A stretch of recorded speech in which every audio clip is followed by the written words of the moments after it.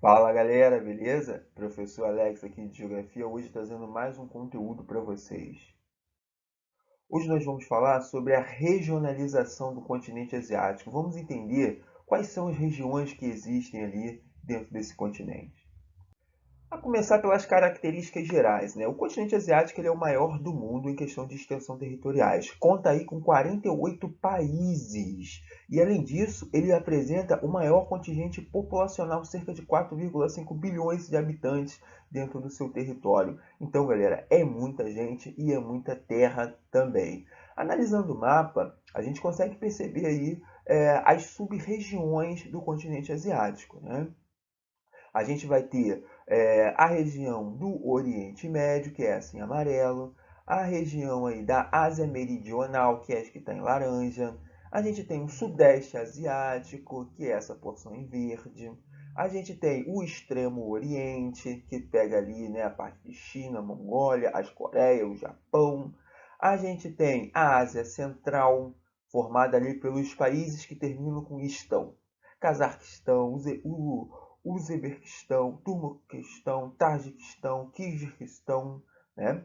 E a gente tem a Ásia Setentrional, que é aquela Ásia, a sua porção norte, né? Representado pela Rússia, ok? Então, entenda uma coisa, o continente asiático ele é formado a partir de sub-regiões, onde a gente vai começar a entender um pouquinho melhor sobre ela aqui, tá? Vale mencionar também que o continente asiático ele vai ser banhado aí pelo Oceano Pacífico, né? Na sua porção aí ao sul, e ao norte ele vai ser banhado pelo Oceano Glacial Ártico. Legal, galera? Bom, vamos lá. A começar pela Ásia Central, né? Que é formada ali por aqueles países que terminam em estão, como a gente estava falando anteriormente. Estão, na verdade, significa local de moradia. Então, alguns países vão apresentar essa terminologia, né? Como Cazaquistão, Uzbequistão, Turcomenistão, Quirguistão e o Tajiquistão. Né? É uma região pouco desenvolvida, né? Ela não é uma região muito tecnológica. Grande parte desses países eles apresentam uma economia completamente fraca e inflável, e instável, né? Instável no sentido de pode sofrer aí com grandes pobrezas, né? Ou pode ter algum investimento de algum país estrangeiro. Mas a princípio é uma região em que você tem aí características de uma economia não tão boa assim e de certa forma até instável, tá?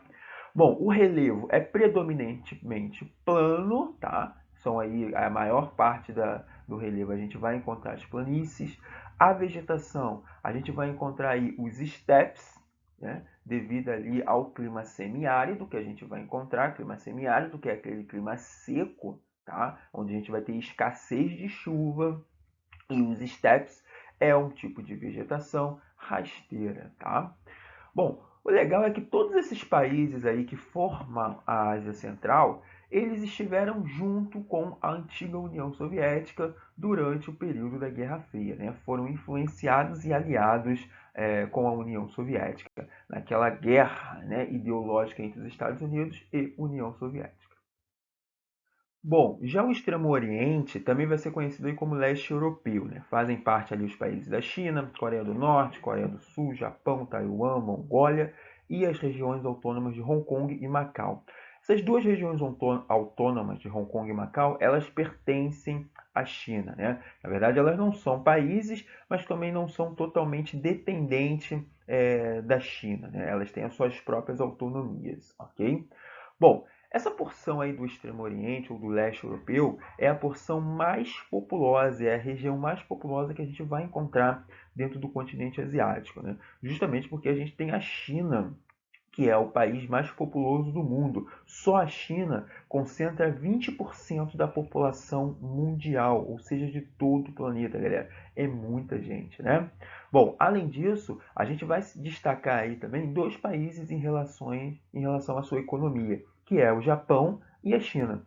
China tem a segunda maior economia e o Japão tem a terceira maior economia. Então, de certa forma, é uma região também numa importância econômica muito grande, né?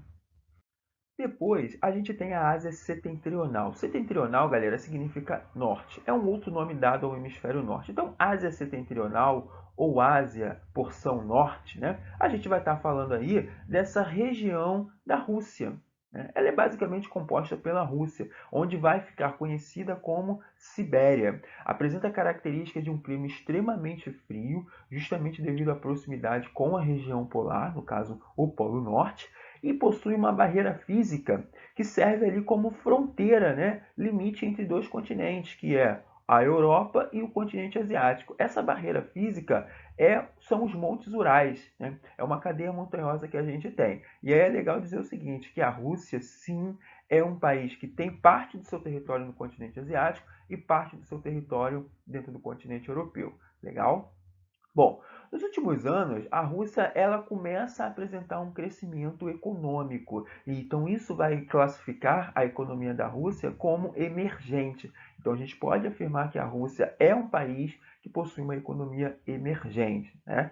Até porque a sua influência no campo geopolítico ela está ampliando nos últimos anos, né? Justamente devido a esse próprio desenvolvimento econômico que a Rússia vai ter. Já o Oriente Médio, com certeza você já ouviu falar do Oriente Médio, né? Formado aí por Afeganistão, Arábia Saudita, Bahrein, Chipre, Emirados Árabes Unidos, Iêmen, Irã, Iraque, Israel, Jordânia, Kuwait, Líbano, Omã, Catar, Síria e Turquia, além do território palestino. Então, galera, como eu estava falando, com certeza você já ouviu falar do Oriente Médio, infelizmente por uma situação talvez um pouco bem desagradável, né? Que é essa questão dos conflitos que existem, das tensões que existem dentro do Oriente Médio, né? Então, de fato, é uma região que ela é muito marcada pelo fundamentalismo islâmico, né? Ou seja, você tem uma tensão dentro dessa região de religiosa muito forte, né? E isso gera diversos conflitos internos, porque existem alguns fundamentalistas em que eles são mais elevados, né? Mais agressivos, mais radicais, a palavra é essa, né? Tem uma galera que é mais radical e tem outros que eles são um pouco mais brando e tudo mais. Então, essas diferenças, essas disparidades étnicas e religiosas, elas sim geram diversos conflitos internos, tá? Bom, mas além disso, a região do Oriente Médio também vai se destacar por uma grande produção de petróleo, talvez a maior produção de petróleo e de gás natural do mundo. Então, isso também é um outro fator bem interessante para explicar o porquê desses conflitos internos e também o porquê de outros países, né, de outras nações estarem de olho ali e em ter interesse dentro dessa região do Oriente Médio. Já a região do Sudeste Asiático vai ser formada ali por Brunei, Camboja, Singapura, Filipinas, Indonésia, Laos, Malásia, Mianmar, Tailândia, Vietnã e Timor-Leste, né? É uma região, galera, muito bonita em questões de belezas naturais, né? Tem uma vegetação que ela é um pouco parecida com a nossa, uma vegetação mais tropical, aqui, né, no Brasil, mas que, por sua vez, apresenta aí grandes desigualdades econômicas entre os países, né? Até porque, como algumas nações apresentam aí algum tipo de atraso político, né? Você tem aí processo de grandes famílias no poder, e isso não abre espaço para a população, né? Que é o caso de Mianmar. Mas, de certa forma, vocês encontram também outras economias mais desenvolvidas, né? Como Singapura, Tailândia, Malásia, e que por sua vez eles até são classificados aí como tigres asiáticos, né? Tigres asiáticos é um nome dado aos países que têm aí uma grande produção industrial e que na verdade receberam muito investimentos durante a década ali de 70 e de 80, tá? E por isso possibilitou esses grandes polos industriais dentro desses países. Depois a gente vai ter, galera, a Ásia Meridional, né? Se refere ali à porção sul da Ásia. Então, falou em meridional, está falando de hemisfério sul, está falando de porção sul, ok? Então, a Ásia Meridional vai ser formada aí por Bangladesh, Butão, Índia, Maldivas, Nepal, Paquistão e Sri Lanka, né? É uma região que apresenta graves problemas sociais. Você tem aí um processo de desigualdade muito grande no seu espaço geográfico, né? Justamente devido à grande concentração de renda, ou seja, o dinheiro ele não é bem distribuído por toda a sua população, certo? Mas que, por sua vez, a Índia é um país que se destaca dentro da Ásia Meridional, justamente por apresentar aí a maior economia dessa região, né? A Índia, na verdade, ela é um país que você tem ali uma produção cinematográfica muito grande, né, muito forte, que é Bollywood, assim como também você tem a Índia como um país que desenvolve softwares de tecnologia, né? Grandes cientistas ligados à área da tecnologia se encontram dentro da região indiana, tá? Mas que, por sua vez, ela também vai apresentar um grande crescimento econômico. Então, a Índia ela é também um país emergente por essas situações econômicas e emergente também na situação populacional, né? A Índia é o segundo maior país mais populoso do planeta, né? E por sua vez do continente asiático também, só perde aí para a China. Mas olha que coisa interessante, a expectativa é que a Índia supere o quantitativo populacional da China, né? E aí sim a Índia se tornará o país ou a nação mais populosa do mundo. Por que isso? Porque a China ela está apresentando taxas de decréscimos da sua população, né? A taxa de natalidade chinesa ela está reduzindo. Da Índia não. A Índia ela cresce a sua população e as taxas de natalidade ainda se mantêm alta. Então a tendência é que lá na frente, e isso não vai demorar algum tempo, né, alguns anos, a Índia supere em termos absolutos de população, né, o quantitativo chinês. Bom, galera, é isso. Vou finalizando por aqui. Grande abraço e até a próxima.